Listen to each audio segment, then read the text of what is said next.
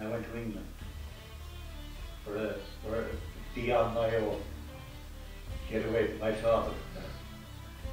So while I was there, when I became 18, I was called up into the army. I was conscripted. It was conscription. Yeah. You understand conscription? Conscription. It's compulsory military service in England. Yeah.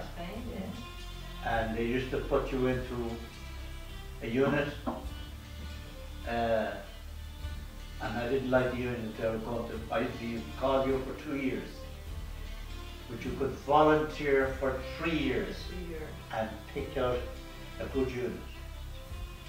So I went into the parachute regiment, and I did all the courses, everything, right up, and I became a paratrooper. I did my jumps, I did my skiing, I did everything, you know. Yeah. And I had great comradeship. It was a lovely life.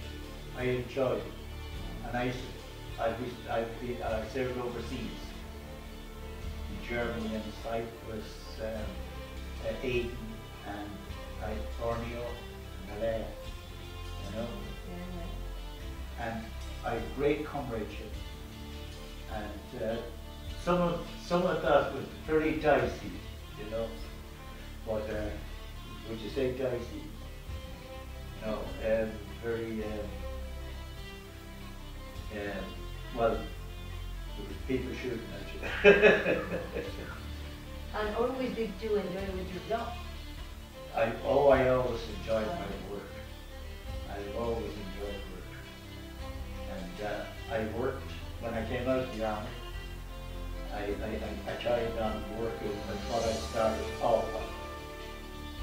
And then I broke into, you see, I used to work with engines again, and I could tear engine bits on the back together, working, you know. And so I worked for a British firm, and I went overseas of the North Africa.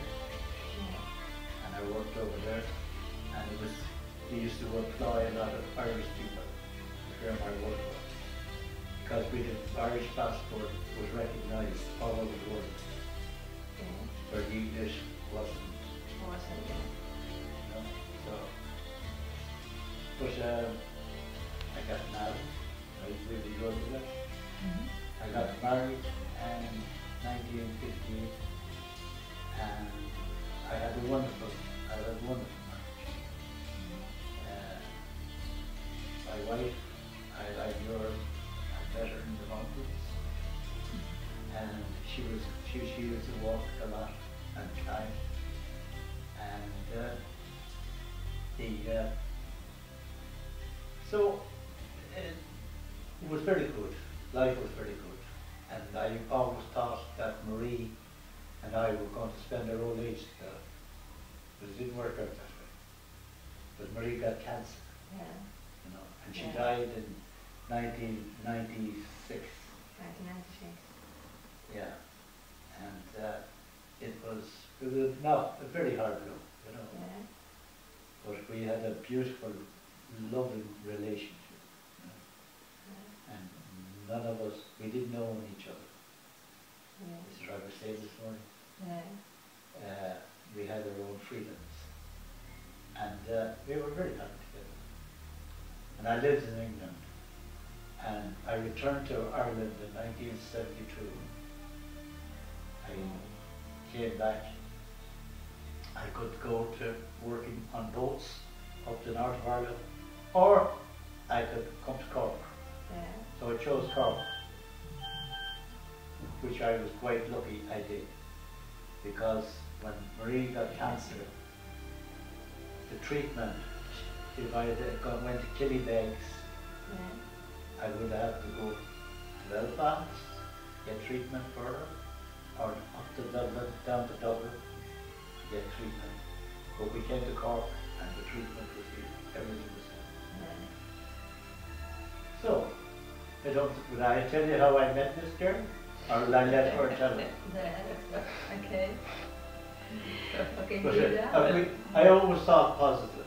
Yeah, yeah. You know, as I was saying, I always had a half full glass instead of a half empty one. Empty? Empty? Oh, yes. Yeah, and also I was always open with people. So, and I loved going out, I loved the walking, I loved the hills. I used to run marathons. I ran 8 marathons, 8 full marathons. In the job I was in, I was the chairman of the Cork runners, okay? And that was great. And I used to do cross-country running.